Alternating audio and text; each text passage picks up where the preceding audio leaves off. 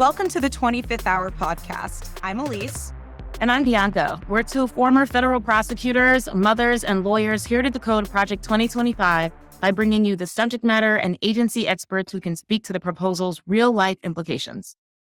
For those of you who are unfamiliar with Project 2025, it was started by the Heritage Foundation, which itself was begun in 1970 and largely shaped the conservative movements of the 1980s and very much influenced the Reagan administration. Through Project 2025, the Heritage Foundation now seeks to influence the next conservative president administration. The proposal is nearly 1,000 pages long and would vastly change our federal government. But more importantly, we want to help decode how it will impact our lives as Americans. Today, we're breaking down the sections of the proposal relevant to the media. Elise, can you introduce our guest? Certainly. So today's guest is somebody that I met in the CNN green room. So I can't think of anyone better to discuss the media than someone who is a man of the media themselves, Mike Leon. He is a contributor. You could see him across many major news networks such as CNN, MSNBC, and Scripps. He also has his very own podcast, the Can We Please Talk podcast. If you haven't already listened, be sure to listen and subscribe.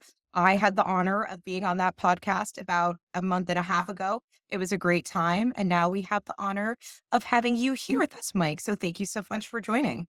Ladies, thank you for having me. I truly appreciate it. You know how I feel about you, Elise. You do great work. Bianca, I will get there as well about you.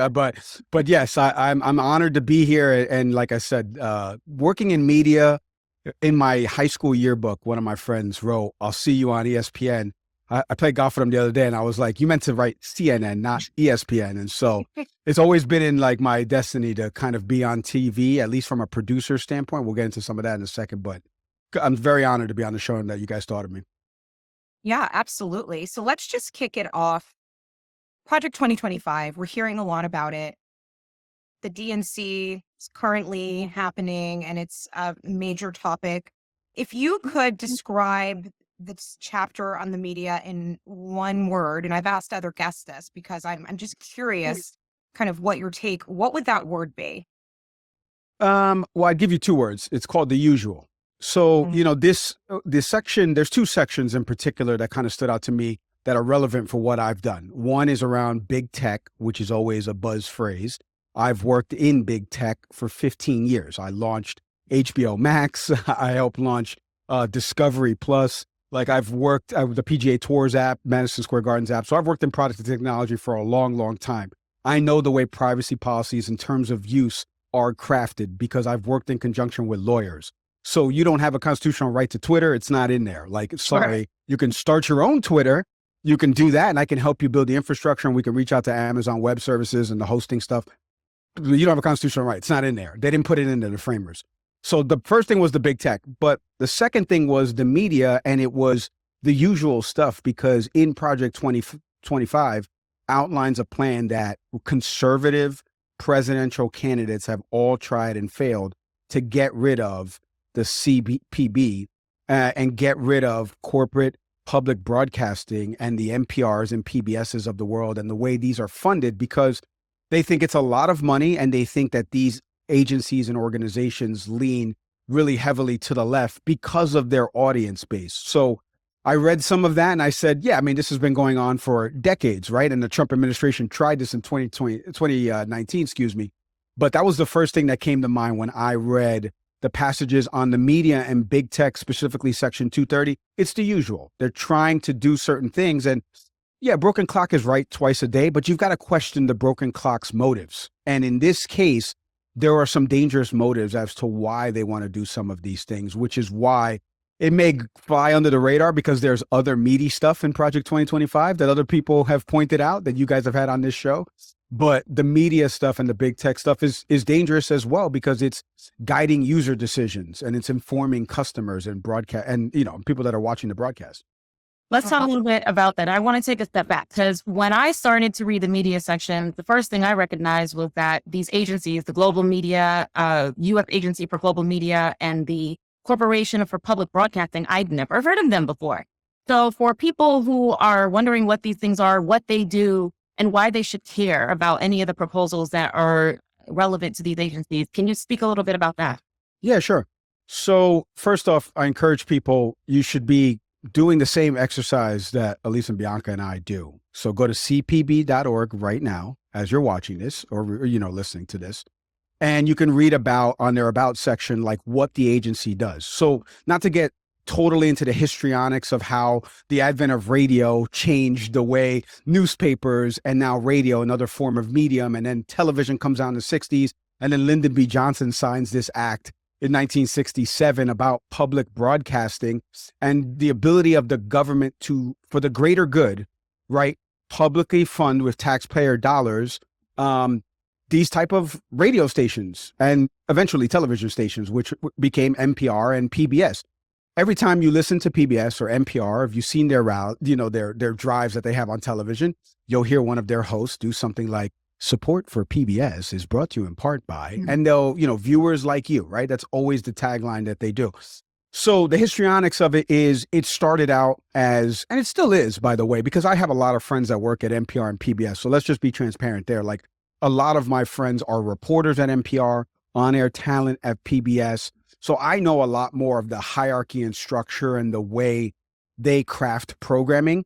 The government doesn't control any of the programming. The government gives money for them to be funded. It's part of the president's budget that Congress approves. You can see every year how much is allocated for them. I think it was like 545 million. It's increased a little bit exponentially, but not outside of the parameters. And it's less than a percentage point of what the budget is that the president signs into law or passes on to Congress, to sign into law. So, so histrionics wise, radio comes, TV comes. Lyndon B. Johnson says, we got to do something about the public good here. How can we do this? And so every Republican administration has felt that the programming on these stations have started to skew against conservatives. And what they don't want is they don't want it to be publicly funded, which on the surface, again, maybe makes sense and is in line with a conservative platform. The conservatives are always about smaller government. They want less government involvement. The problem is, what's the biggest complaint with media, ladies? It's that sometimes media buries stories because of corporate interests or advertising. That's true anywhere. And you know what? I don't like to speak in generalities, so let me speak in actualities for you.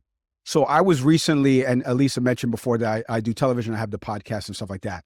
So I was recently working for a major sports data company that is owned by the richest black man in America, right? And his private equity firm. I'm not going to mention his name, but you can look him up and see who he is. And he owns a lot in media. And at the time, I was about to cover a story about the LIV and PGA Tour golf. If you recall, LIV Golf, the Saudis were being involved in this.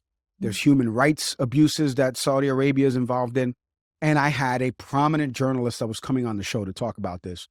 And I got a note from our CEO. Hey, I know you do TV and I know you do the podcast. And I know you have somebody coming on because people listen, which is awesome, except my mom, which we talked about off air. And they sent me this note and they were like, do us a favor, make sure you don't touch on these certain points. Now, again, that's not a television outlet. That's just, I'm working for a SaaS company and I happen to have my own platform that they don't have control over. But they were like, you work here, so we've got to influence you to a certain point. And there's tons of examples. I don't want to go through them, but you can look them up of when media conglomerates or companies like the Fox News, ABC, CBS have not run stories due to certain things that outside of their control, advertiser perspective. We see it all the time. When somebody does something controversial, advertisers tend to drop. And that's why Lyndon Johnson signed this act, because the public good and a publicly funded taxpayer dollar type thing that's now a private nonprofit, being able to allocate those dollars and not have it run by a corporation and not have controlling interests, just give me the news. Yeah. And that's why it's imperative for the NPRs and PBSs of the world to survive, because of the work that they do. They're very nonpartisan. Just because their audience may be partisan doesn't mean that they are partisan. And that's what Project 2025 alludes to. That's what the Trump administration said back in 2017 when it ran, and what they tried to do in 2019 to strip away the funding and all the other agencies that he put people in charge of to strip out things. So a lot there, but high level, like I said, it morphed from the Public Broadcasting Act that Lyndon Johnson signed in 1967 to be this greater good and this tool. And every conservative presidential candidate, president has tried in some capacity to circumvent the House and Senate in terms of stripping the funding from this. And they never try to like reallocate it to something else. They just try to strip it away, right? What we do with it is never, we don't know what we were going to do with $545 million, but they want to get rid of it because they think that there's too much liberal media out there and that NPR and PBSs of the world lean in that direction. So I hope that answers your question. It does. It does. And there are it's not just national implications, right? There are international implications. My understanding is these agencies have some level of influence on media in places where press is restricted. I think some of the places mentioned in the proposal included some Asian countries, Cuba, etc. What are your thoughts there? My thoughts are deep there because my aunt works for yeah. So my dad is an Afro-Cuban man who came here in 1960 from Havana, Cuba, where he was born, and mom's Puerto Rican. They met in the Bronx. Shout out to both of them, like I said. But my dad, my aunt that's still on the island, I believe she's still alive. Haven't really had a lot of contact with family there. Worked for Cuban state media, not the organization that we're talking about that has publicly funded stuff because of, the communistic state that Cuba is with respect to the government having influence in the media. And I've done stories on this with people on my show that have covered what happened in Russia with Putin buying all of the public radio stations in Russia. And now everything is government controlled, which means, again, it's a bad actor doing something. And it's, this level of impropriety, right? Or at least the appearance of it. Well, if it's not publicly funded and it's on the up and up and one guy owns everything, why wouldn't he just put out the messaging that he wants to put out? And so, and it's not even like in Project 2025 that it outlines that this is Republicans' plan to use this as a beacon for the Trump MAGA platform. No, it's not even that. It's that they just want to strip it away, and they don't even say what they want to do with the money. So, and you were just talking about it before, Bianca, it is imperative for journalists to be able to operate freely within any country and report on stories. What's happening in Venezuela right now with Nicolas Maduro and the elections. I just did a story with a Washington Post reporter who's Venezuelan, who was able to get access there to and it's like the loops and hurdles to go through to get that, to be able to go to the polling precincts and count the sheets. Like, it's scary. It's scary. And journalists are putting their lives on the line for that. When you strip away the funding that allows and enables that journalist to go do some of this work, people are not going to learn about certain things. Certain things are not going to get uncovered because, like I said before, a corporation could bury something and not put their journalists out there to do that. You see it, just go to any comment section of any video about Israel and Palestine, and then come back to this show and try to see if there's rationality, because everyone's looking at the coverage and saying they're too pro-Israeli, this coverage. This is too Al Jazeera is too pro-Palestinian. Like it will never fail. And again, those are corporate run organizations, whereas NPR and PBS are trying to play it down the middle as best as you can and just deliver the news. And they need to be funded for that. Let's say they strip away the funding and it goes away. So Right. We've already talked about some of that impact because, then it would be, we wouldn't have any assurances that the news we're receiving is either unbiased or uncensored, because one can make an argument, well, there are cable news networks that I trust. I feel like they handle stories in an unbiased way. But to your point, what about those stories that we don't know about that have been suppressed for corporate interests? So I understand that. Is there any other impacts to American society you can imagine with NPR, PBS simply going away? I mean, one of the things I'm thinking about, what about the television programming for children?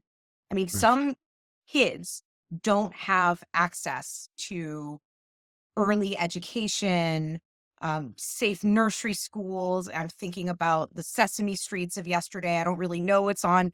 I can't go through PBS's Right. entire line of programming, but I know it's educational. To your point, with news being unbiased, the programming there is meant to be for the greater good. So it's meant to be educational.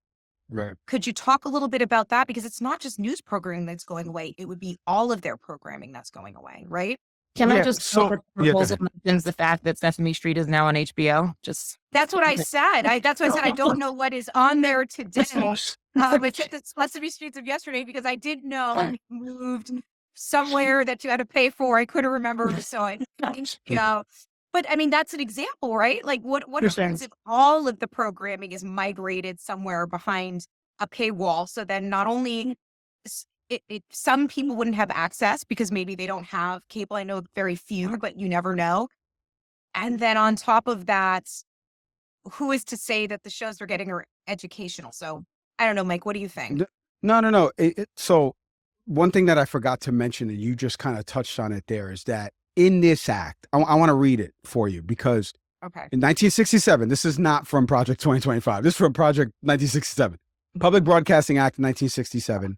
He said, Lyndon Johnson, starting this Corporation for Public Broadcasting and signing this act into law, it will give a wider and I think stronger voice to educational, radio, and television by providing new funds for broadcast facilities. It will launch a major study of televisions used in the nation's classrooms and its potential use throughout the world, right? Finally, and most importantly, it will build a new institution. So you're right. There's documentaries that air on there. Obviously, we all grew up with Mr. Rogers' Neighborhood. But access, which you just mentioned before, I was talking with Congressman Dan Goldman the other day for our show, and one of the big things that his constituents always talk about is this Internet Safety Act that was approved by Congress recently that he helped introduce. And it's to get internet access for people in, let's be honest, in areas where we grew up, right? Like I grew up in the Bronx, right? Like it's to get people access to, to be able to access things, information, like use the internet. And so what the goal and intention behind doing the Corporation for Public Broadcasting and funding these television stations and kind of separating church and state. We're going to give you the money, you run programming, but obviously no influence from us, no influence from the outside world. Donations from the public can come in to help as well as part of the funding process of this. The budgets are very year over year increased slightly because of inflation, let's be honest. And, so it's not like they're wild proposals. And like I mentioned, they're less than 1%, but it's the totality of the programming that's on there and the access that people have to programming like that. Right now, as somebody who works in the television industry, if you were to cut the cord, which there is no such thing, but let's say you wanted to cut the cord and you wanted to just go get an Amazon Fire Stick, right? You got to buy an Amazon Fire Stick. You have to get an internet service provider that's going to charge you at least $100, $110 a month. Then you have to buy a streaming platform.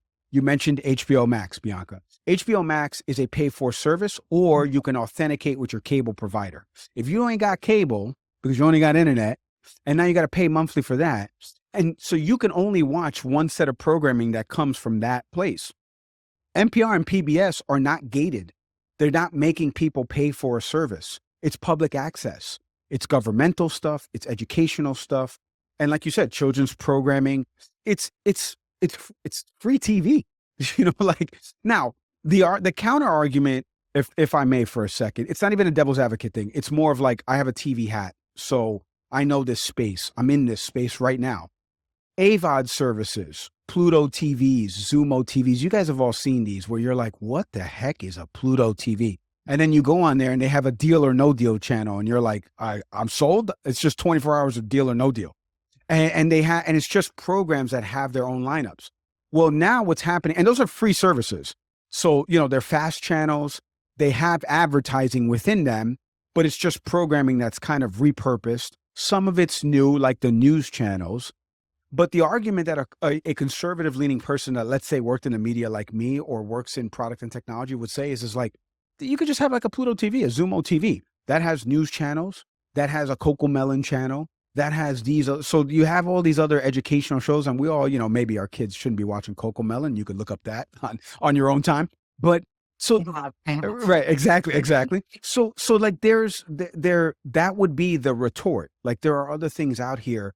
NPR and PBS, the second retort that they have is would still survive because they don't get this lump sum. And by the way, it's not broken up in a lump sum. Like obviously there's ways it's budgeted out to them money wise, but their argument is they wouldn't lose anything because there's still public donations and they do advertising, but the way it works is it's donated to a private nonprofit because that's how the advertising works. And again, don't believe me, go listen to any NPR show or PBS show. You'll always hear it. Support for this comes from Kleenex. Thank you to Kleenex for donating. like that's the way they do it. Like, so when, and then you get into the news program and it's news without a slant, right? And that's the point of it.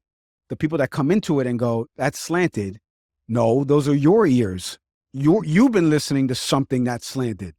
This is supposed to be non-slanted.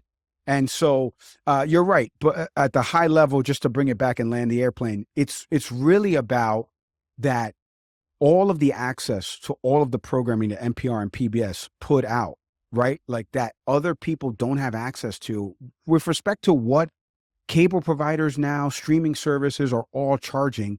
People can't pay for some of those things and they need to be able to access news and information and some of these other things that NPR and PBS offer in spades. You said something very interesting that the folks who are listening to NPR, PBS and saying there's a liberal slant, it's because perhaps they've been listening to a conservative echo chamber. I mean, that is just a frightening thought that you are so inundated with one side that when you hear neutral, objective facts, it sounds slanted to you. And I know that there's a lot of talk about us living in this post-objective society, post-facts, post-objective facts society. And I think, what you've just said really lends credibility to that narrative.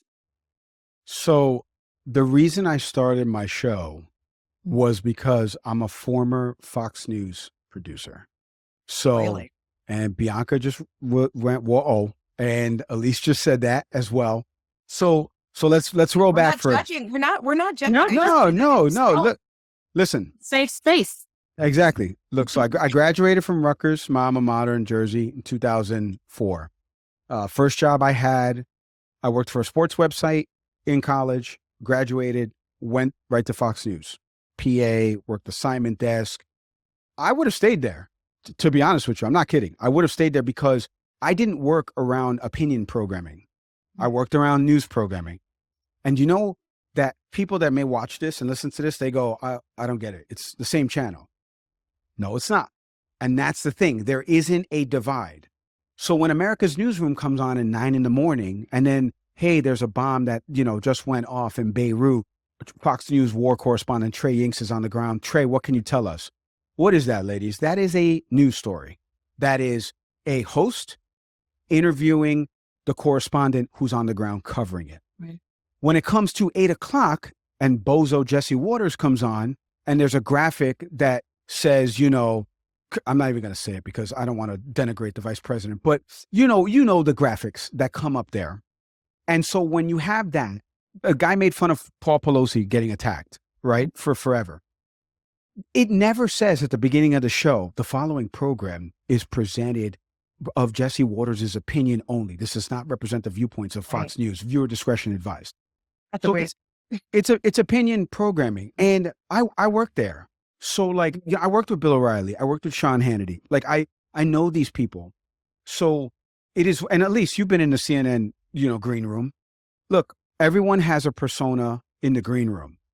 And then when the lights come on, you got to heighten a little bit of it. You just you have to, because if you don't heighten a little bit of it, it's not going to sell.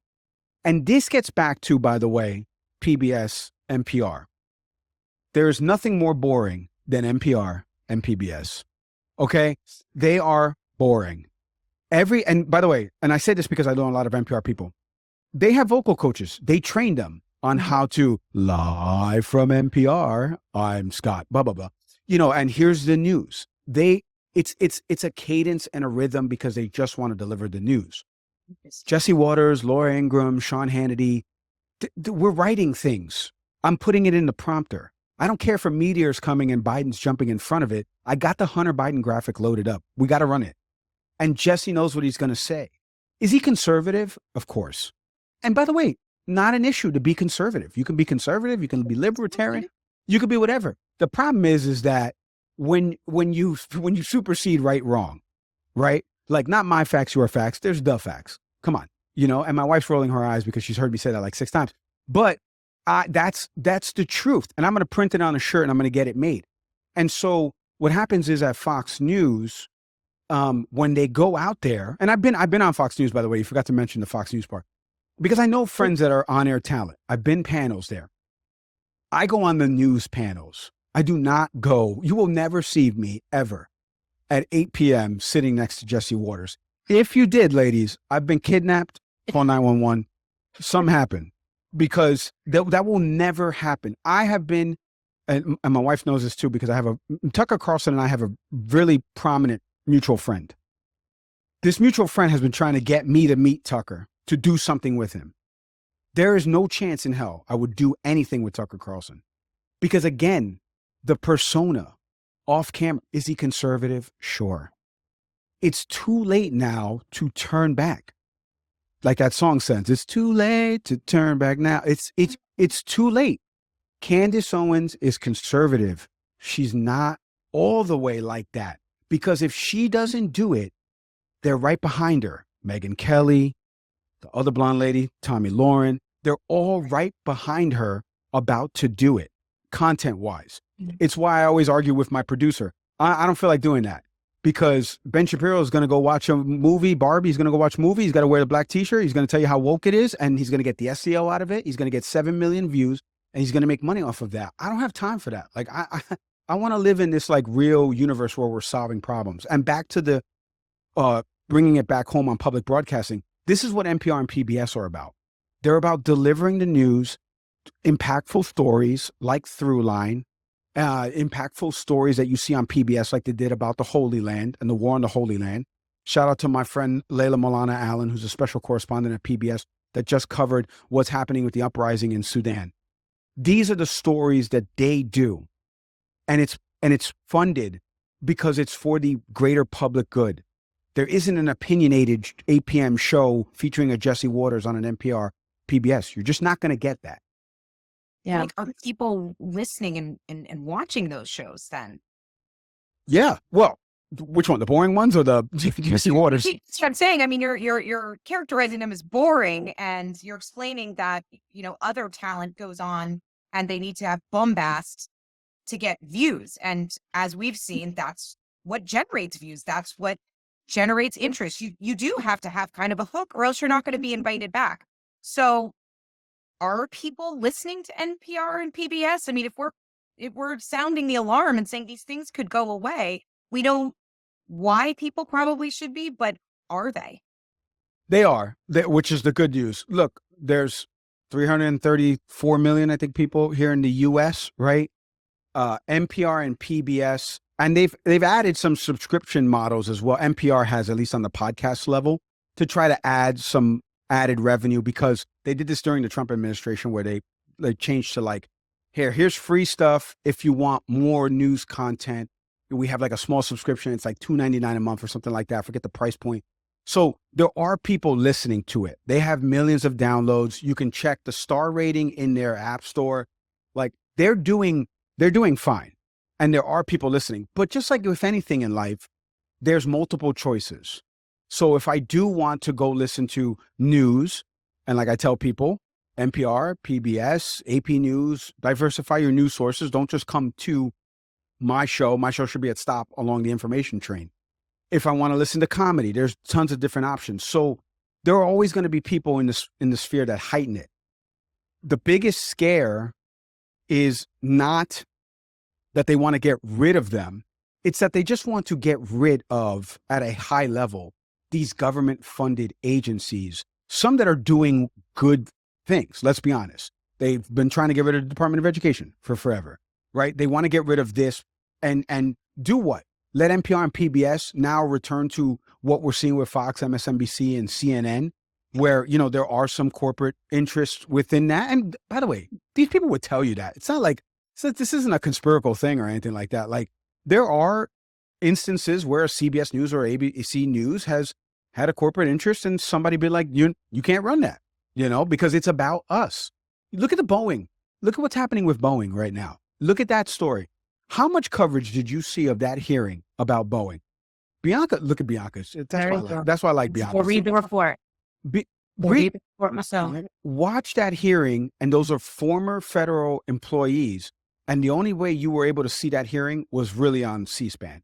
Wasn't covered on the CNN's Fox. Like, it wasn't given the attention that the Trump verdict. Right. And it should have, because that impacts all of our lives. And Boeing has millions of dollars in government contracts. And all of us are flying on a Boeing plane here and there. Even though if it's Boeing, you shouldn't be going.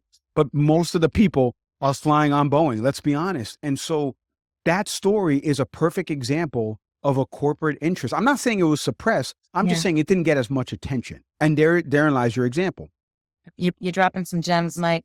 So you said something that I wanted to follow up on. So you mentioned and I wish I had the quote, but generally you said it's not as though they want to use the money for something else. They just want to get rid of it in terms of PBS and NPRs and the like. Well, as I was reading the proposal, it seemed as though the primary goal was to fix, right, whatever that means, and then defund if it can't be fixed. And as I was reading it, and I have a quote here, it says that the agencies are becoming an anti-U.S. chorus, and then the proposal refers to the content during Trump's presidency as rife with typical mainstream media talking points assailing the president and his staff. So what I took from that is the goal here is just to turn these platforms into another Truth Social. But it sounds like you think they primarily want to just get rid of them. They don't necessarily want to control them. Is that fair? So, well, first off, perfect assessment of how people can have counter viewpoints on reading one thing. Because I read it as, we just want to get rid of this. It's too left-leaning. It's too liberal. It's just like the other ones. And they can survive on their own. They're too mean to the Trump administration. Look, I get it, because I've been in those green rooms. I've been on the back end working with producers and talent in terms of how we want to craft questions that are being asked of a member of Congress, or how a story is covered. I worked at Fox News when Hurricane Katrina happened. So, I kind of know, and we all know Kanye West's famous quote, was sitting there with Mike Myers on that fundraiser. So I know how this all kind of plays out. And I agree with you that you really can't trust what the vision would be for the Heritage Foundation to impart on the Trump administration if they were to win come November. We don't know. So yeah, they could turn them into that, but it doesn't appear like that. It appears like what they've been trying to do with other things, which is when you saw him put Betsy DeVos in terms of the Department of Education, Rick Perry in terms of the Department of Energy, Ben Carson, a neurosurgeon in terms of the HUD. I mean, what are we doing here? These are not subject matter experts. It would be like putting me in charge of an auto body shop. I don't know anything about cars. Why would you do that? The only way you would do that is so it can show the dysfunction from the top. It stems down, and then it gives you the incentive to cut it and the funding that it's getting. So that was always at the core of this. I did want to mention to you, ladies, and we can probably pivot if you want into this, which is the other part, and it's hand in hand, which was the Section 230 stuff and the social media stuff, and how they feel big tech has become too big. Now, look, I mentioned it before in joking around about the constitutional right to Twitter. But in all seriousness, these social media platforms, and I've maintained this again because I'm looking at it from somebody who worked on the inside at some of these places. There's a privacy policy, there's a terms of use. When you go onto these platforms and you create a login, the first thing they do, and it's a dark pattern, it's a highlighted button that says I accept because you think it's so cool, or there's a little gray shaded button that says, you want to read this? Hey, over here, mira, you want to read this? And nobody ever clicks and reads it. They hit nope, not even a little. And they hit I accept. And you know what that means for two lawyers that are on the phone with me right now? On the phone, as if it's 1991. So for two lawyers, it means that we got you. We've got you now in the system where you've agreed to this. There is nothing you can do to us that our lawyers won't bury you in litigation about. If you try to complain about your content being moderated on our platform, this Twitter, I will always argue this because it came out when the Twitter files came out and they got mad at Jack Dorsey for suppressing this Hunter Biden story during the election. Twitter is a platform that amplifies things. So if I post something right now on Twitter, I hashtag it, we'll X see. now. Right. It's true. It's X. Yep. R.I.P. Twitter. R.I.P. I know I can't call it. I can't call it. It's hard. You guys will both get this. His mama calls him Larry. I'm gonna call him Larry. So, so it's Larry. It's Twitter. So it's Twitter. So, but back then when it was Twitter, so I could still use that. When it was Twitter, they got mad at Jack Dorsey and said that Twitter was too liberal leaning and that Twitter suppressed this Hunter Biden story from the New York Post. I've argued, and I had this argument with Mehdi Hassan, formerly of MSNBC. We talked about it on an episode you can check out on the show, where I said Twitter is an amplification tool. If you post something, it's out in the void. When you put the hashtags on it and people retweet it and share it and stuff like that, now it gets into the funnel of people's feeds. It's an amplification service. All Twitter did during that time was turn off the amplification of that because they couldn't confirm that story being valid. It was still available on New York Post's Twitter. It was still available on NewYorkPost.com. It was still available in hard copy in the paper because they don't control that. So for people that are like, but you're ruining my free speech. It's like, we're not ruining your free speech. This is our house. You can't, Charlie Murphy, Dave Chappelle show here, come in here, kick the couch and then be like, you can't do that. Yeah, you can't put your boots, your muddy boots to the couch. And so, but people love to cloak it in this proverbial free speech. You guys know this better than me. You guys are lawyers. Like you guys have probably seen legal language, not to an extent of what, a media conglomerate that launches a social platform and what the engagement of users that can talk to each other and content moderation. Maybe you have, maybe you haven't, but lawyers craft this stuff so that it doesn't put the company in a position where they can be sued. Absolutely. So there's a privacy policy and there's a terms of use. I encourage everybody to go for one episode. I think Nick and I on our show, I think I read some of speaking of boring, I think I read some of it so people can actually get the information of what's in there. Because when you just hit accept, we got you, baby. And you need to go create your own platform. This is not your house.